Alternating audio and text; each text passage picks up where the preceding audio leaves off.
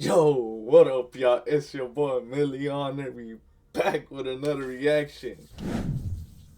Now, first things first. Yesterday I was supposed to upload a gameplay, but guess what happened? TikTok got banned. Now I know you're asking, Mill, what does TikTok got to do with you uploading videos? Well, with TikTok, CapCut got banned too, and I think CapCut is under the same group as TikTok.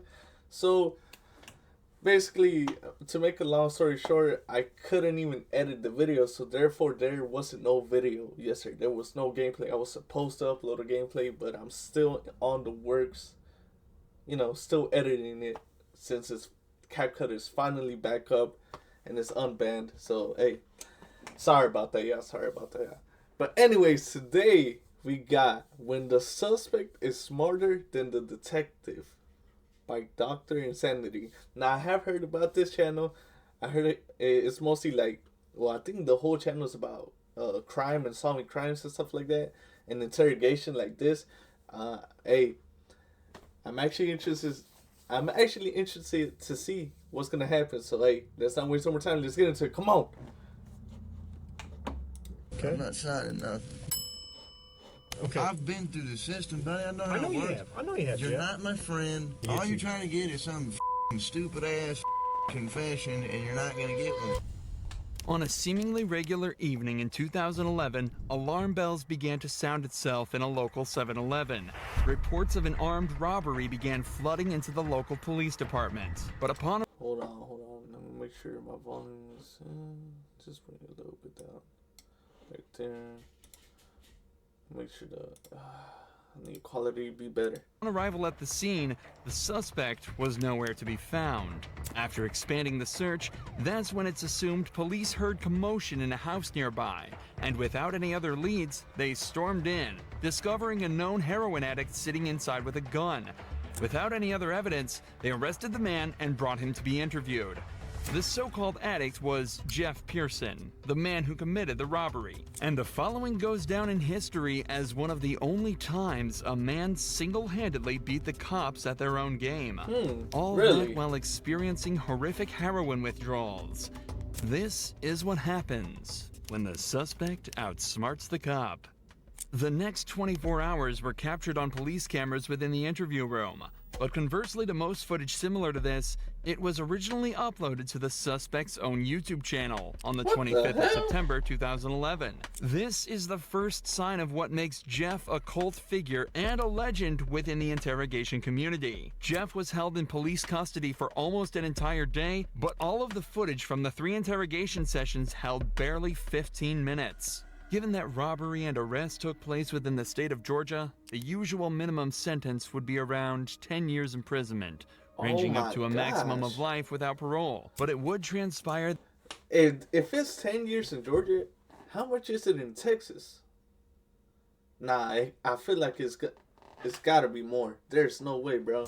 I don't think Texas play about that shit. So I mean, I don't know. Y'all let me know though. That Jeff wouldn't end up doing a minute of this time. And instead of serving multiple decades behind bars, he spent a day being served drinks and candy while delivering a masterclass in what to do while in police custody.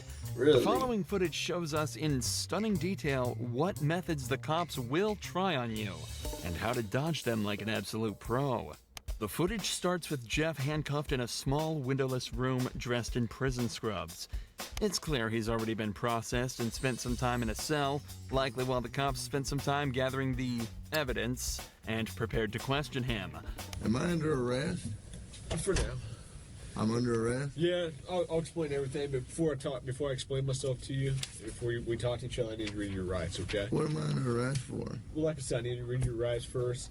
Obviously, the charge is robbery, okay? Jeff immediately opens by asking if he's under arrest and on what grounds. From the first moment, it's evident that Jeff has done his research, as this is exactly what you should be doing in this situation. From here, there are 2 options. If you're not being arrested or detained, you can state that you're also not obligated to stay and answer questions. Hey, facts. And you should be completely Facts. free to leave the interrogation. If you are being arrested, you can then immediately ask for a lawyer and stay silent until you're provided with one. Facts. These options give you the best chance of stopping the police in their tracks and allow you to create the best defense possible. What's amusing is that when you're being arrested in America, the officer is actually legally obligated to remind you of this. Take a listen to the Miranda warning that this detective reads out to Jeff. You have the right to remain silent. Anything you say can will be used against you in the court of law. You have the right to talk to the lawyer for advice before we question you. If you cannot afford to hire a lawyer and you want one, a lawyer will be provided for you. If you decide to answer questions now without a lawyer present, you'll still have the right to stop answering questions at any time. Does that make sense? You've probably heard these before, haven't you? These 3 points are incredibly important Damn. and are often overlooked by the average citizen due to the panic of being arrested in the first place. Alongside this, because of how much we hear these lines in media such as police shows and movies, most people completely glaze over it when they're being read these rights and fail to take into account that they're actually being provided with useful information that allows you to stay safe and protected while in police custody. What this Hey, that is true. That is true. Some people be forgetting that, those Miranda rights you can put in effect. I've seen like some of these kind of crime videos, and I've seen how they get their Miranda rights read and established to them, and they still end up talking. And at that point, it is not the officer's fault. If anything, the officer is happy that the prisoner is either confessing or ratting someone out or whatever. So I feel like, man, I've never been in that position ever, and I don't ever want to be in that position, to be honest. I don't ever want to be in that position. Probably the pressure gets to you. I mean, I don't know, but yeah, that is true. Some prisoners do be forgetting, or not prisoners, people that are getting interrogated forget their Miranda rights, honestly. detective didn't mention, though, is that if you ask for a lawyer while under arrest, they are not allowed to continue questioning, and you have a complete, unquestionable right to refuse to answer any questions they may ask until you're provided with an attorney. The detective also ends the rights with a snide remark about Jeff's past, meant to subconsciously remind him that he is a previously convicted criminal. Do you understand your rights? Do you understand your rights, Jeff? Yes or no? You understand? We're getting paid more than you are, so we can sit here for a long time, man. I just need you to answer me yes or no. Do you understand your Man, rights? what the hell? What the hell, bruh? Was that necessary? Was that comment necessary?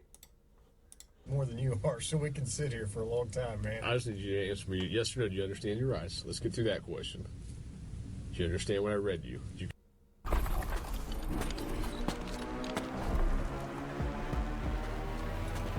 It's about time. Let's finish this. Get know your ass what I on. read you?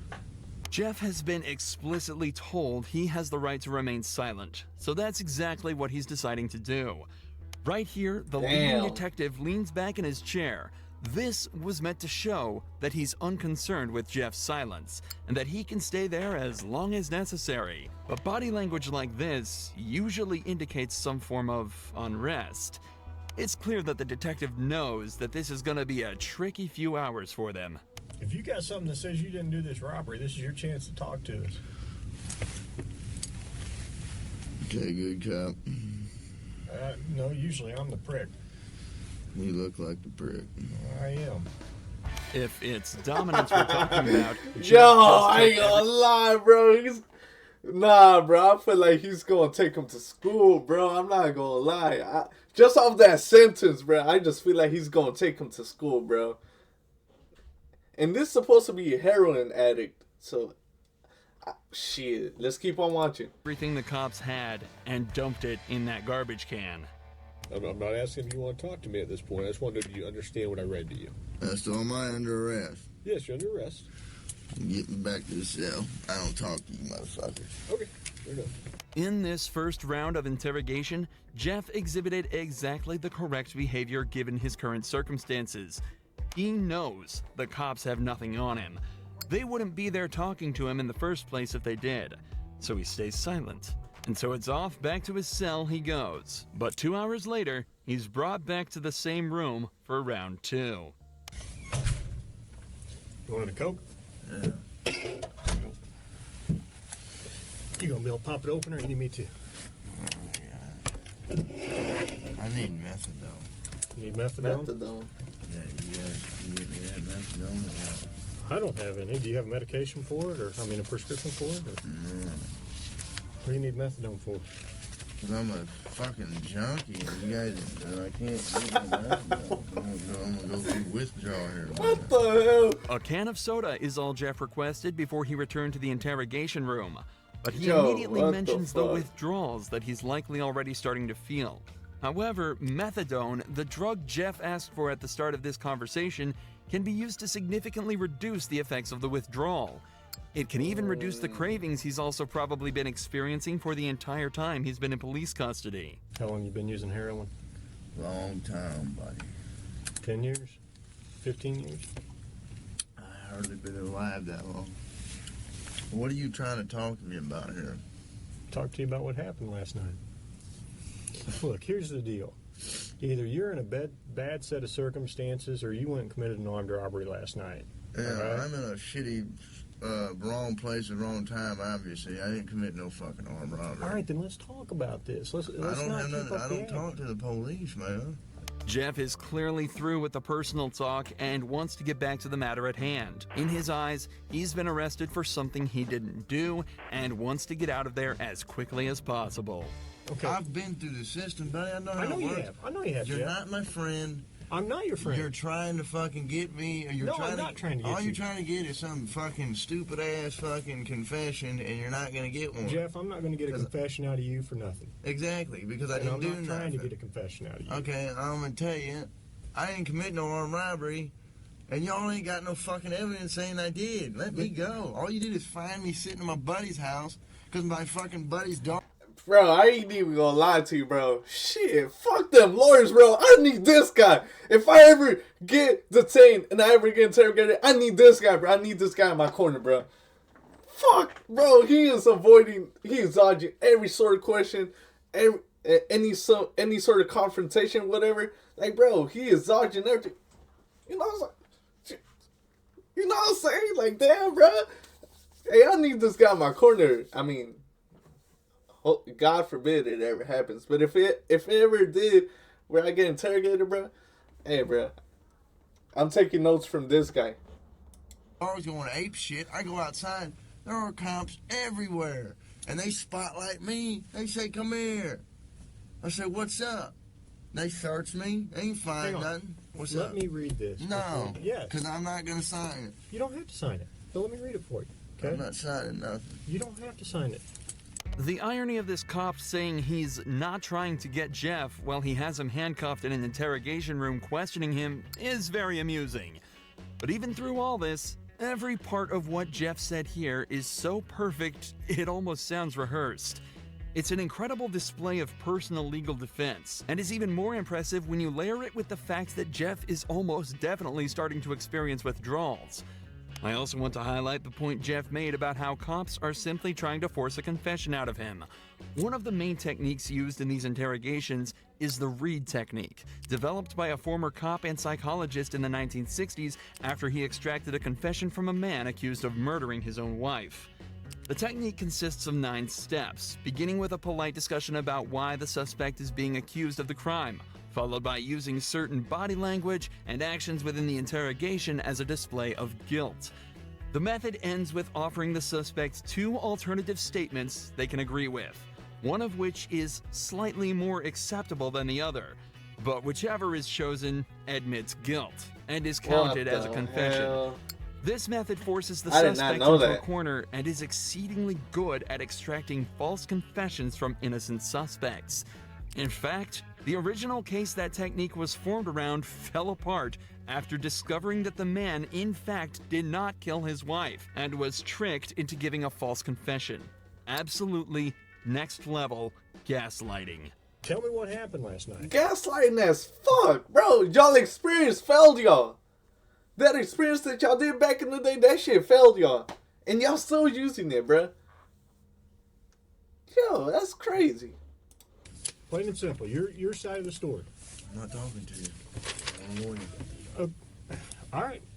All right, y'all. My bad. I had to go to the kitchen real quick. My bad, y'all. But we back. Let's go. This is I what I told don't you this understand. was- I told you I this know, was but gonna this is happen. what I don't understand, Jeff. You were sitting there talking just like you were ready to sit here and tell me what happened last night, and then all of a sudden I read that to you, and you screw it. I ain't talking to you. I want a lawyer. I don't understand that. What changed? Just in the Because I told you what. I already told you what happened. you didn't. How didn't I? You didn't tell me what happened last night. How didn't I But- just tell you what? But now you've handcuffed me, and I can't talk to you because you've asked for an I want a attorney. lawyer. So, okay, that's fine. The irony when he was saying you handcuffed me. That shit's I will crazy. tell you right now, you're still on a hold for a robbery. I know. I don't know why. I need a fucking lawyer because obviously I didn't do nothing. And obviously you guys know I didn't do nothing because I've been arrested for the same bullshit before and you guys don't interview me this much. So, wham bam, thank you for the coke. Put me back in the cell. We That's haven't my home. interviewed you yet. Jeff has now asked for a lawyer Damn, bro, and he's is once cooking again them. refusing to answer questions. But we're only halfway through this footage, and Jeff's ability to defend himself and completely destroy this cop only gets better from here. Here's what the deal is. I have enough evidence Like what? of the armed robbery, okay? But, you know, if you're saying you didn't do it, you need to give me your side of the story. I didn't do it. Okay, well, give me your side of the story. You got, I mean, convince me. Because I got a lot of evidence. I got a lot of physical evidence. Well, like what? Name the Well, I don't need to, why should I tell you that? This is where the detective starts to become desperate. He knows he's running out of time, and so has completely abandoned any elaborate techniques or methods to try and get information out of him. He's now instead moved on to essentially just threatening him with false claims of evidence that he can easily use to convict Jeff. If all of this was true, he'd likely be trying to use it to intimidate Jeff into panicking and giving up more information. But instead, he uses a flimsy rhetoric, claiming that because Jeff hasn't helped him, he won't help Jeff. There's only a couple pieces of evidence I'm missing. Name them. What's that? Name Well, why do I need to do that? them. You haven't helped me out at all. You give me a little bit, I give you a little bit. We go back and forth. I give Bro, you it's my piece of evidence, crazy. Now give me a little something. All right. What time do you get over to Aaron's house? No, anything I say here can and will be used against me. Sure, but anything you say here, I can also tell your parole officer that you helped me out. That doesn't mean dick. Now the detective is desperately trying to bargain with Jeff. If he helps the cops out, they'll put in a good word with his parole officer. But Jeff immediately realizes that means absolutely nothing. What does a gold star mean if you're stuck in prison for 20 years? Hey. This further enforces the idea that cops Hey. have absolutely nothing to convict Jeff with, and also shows that they know they're running out of time. Jeff has asked for a lawyer, yet they're still sitting there questioning him, as if that's not a blatant violation of the Yup. rights that they have read to Jeff on Yup. 3 separate That's true. occasions. They know that if they don't get anything out of him soon, their time will run out, and Jeff is Will be watching the free. clock closely. For the next He 4 will be minutes of the free. interrogation, Jeff continues to deny and combat anything the police say to him. They bring up the gun that he was found with, continue to try and strike a deal, and even try to scare him by taunting him with what being back in prison would be like, and without any of the drugs he's grown a dependency to. But throughout all of this, Wait. Jeff stays totally stone-faced. He knows he's almost won. I'm done, man. Fuck this. I'm not even answering. All this shit that I just said is gonna be fucking written in the discovery now, right? What? You haven't said nothing. I mean, every little stupid thing that you've asked me, dude, is gonna be in the discovery. I'm not even going to do discovery. The prosecutor is. Okay. So, you halfway know the system, how things work, and you halfway don't. Am I right? I half-ass know Yeah. that the only reason I came up here is to get a fucking Coke. Okay. And I got it. But not with a Butterfinger. Oh my God. Bro, I'm not gonna lie, bro. This has been comedy as fuck, bro. Cause he's been cooking all of the detectives, bro. This shit is funny, bro. This is a masterpiece, bro.